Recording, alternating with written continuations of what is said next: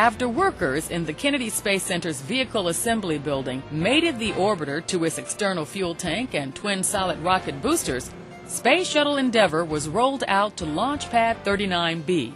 There, it'll stay on standby in the unlikely event a rescue mission is needed for the STS-125 crew on the Hubble Space Telescope servicing mission. What they wanted to do was have another space shuttle ready to go on the launch pad with some friends of ours who say they'll come get us. You want to make sure you get the right guys and gals to come get you, guys that are willing to.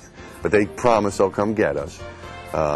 If we have a trouble. If we have a damaged space shuttle that we can't return with and we can't fix, then we'll have a rescue crew come and get us. Space Shuttle Atlantis is already on Launch Pad 39A, from where Commander Scott Altman and the rest of the STS-125 crew are scheduled to leave for the telescope May 12th.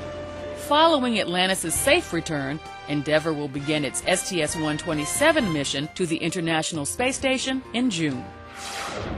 The Dryden Flight Research Center held a special dedication ceremony for its new aircraft operations facility in Palmdale, California. The facility is more than aircraft. It's about the people, this has been mentioned.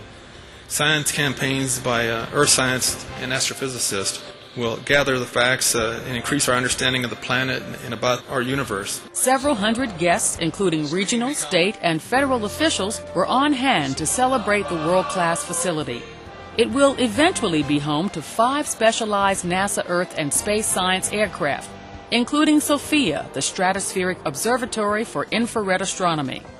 Consolidation of these aircraft at one facility will lower cost for fleet maintenance and operations. If it takes $1 billion to launch a satellite, you want to make very certain that your instrument works properly. A few $100,000 on an airplane test can save tens of millions of dollars on a satellite development activity. And that message, that integrated message of airborne support for flight, really is the bridge to orbit for all of our satellites. Missions launched from the facility, with its cavernous hangar and office building, will cover a variety of science disciplines, including astronomy, tropical storm development, intercontinental pollution, and earthquake and volcanic activity. The Ames Research Center hosted this year's Pete Conrad Spirit of Innovation Awards and Innovation Generation Summit. The program challenges students to create and develop business concepts in lunar exploration, products for personal spaceflight, or use of carbon-free renewable energy. 21 finalists from more than 60 U.S. teams and one from China competed for more than $120,000 in grants and the chance to hook up with expert professionals who might help move their ideas off the drawing board and into production. I think it's giving these kids an opportunity to create, to innovate, to get their juices going, to get excited about education, and to understand that what they learn is also a product that could be, in the marketplace, could be made. Wow, how cool is that? The Spirit of Innovation Awards and Innovation Generation Summit is a tribute to decorated aviator and astronaut Charles Pete Conrad. The third person to walk on the moon, Conrad was commander of Apollo 12 and Skylab 2 missions. The whole idea of this is to stimulate kids to realize that ideas ultimately convert into businesses and become whole systems by which people make livings and create new capabilities. And it's, at least for me, from my point of view, it's seeing the kids light up as they recognize that they can make a contribution to that process. Workers at the Stennis Space Center completed structural steel construction on the facility's new A3 test stand. Approximately 4 million pounds of fabricated steel were used in erecting the 260-foot-tall structure. When it's complete with its on-stand fuel tanks, the new stand will allow engineers to test engines at simulated altitudes of up to 100,000 feet. This new A3 test stand will be used to demonstrate the J2X engine now in development. A direct descendant of the Apollo-era J2 engine, the J2X will power the upper stages of the Ares rockets that'll propel astronauts to the International Space Station and the Moon. The Glenn Visitor Center is offering a series of one-hour tours of Research Center test facilities. Each free guided tour will acquaint visitors with a different Glenn testing venue. The first was held at the Ares 1X manufacturing facility. That's where Glenn engineers and technicians designed and built the upper stage simulator for the Ares 1X test rocket. The free tours are scheduled for one Saturday each month through October.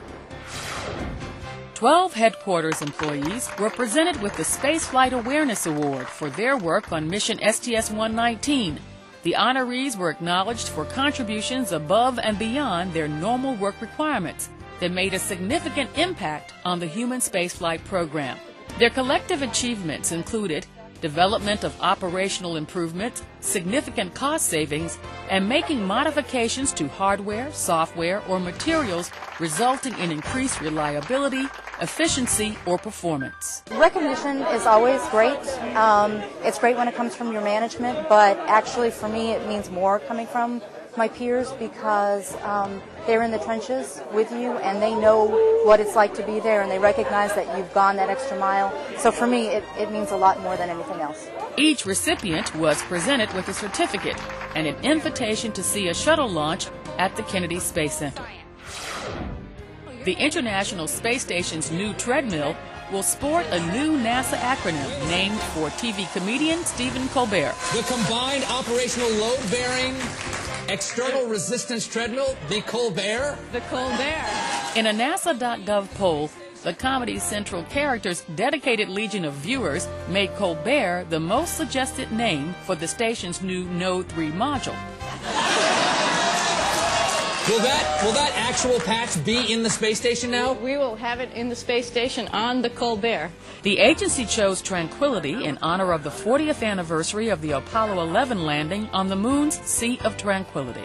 But the station's new treadmill, slated for August delivery aboard Space Shuttle Discovery, will officially and forever be known as the Combined Operational Load-Bearing External Resistive Treadmill, or the Colbert. Wow! The announcement was made on the Colbert Report by Sonny Williams, the NASA astronaut who simulated the 26.2-mile Boston Marathon on a station treadmill in 2007. I understand by running on the treadmill, that's what actually powers the entire space station. Well, not exactly. And that's This Week at NASA. For more on these and other stories, log on to www.nasa.gov.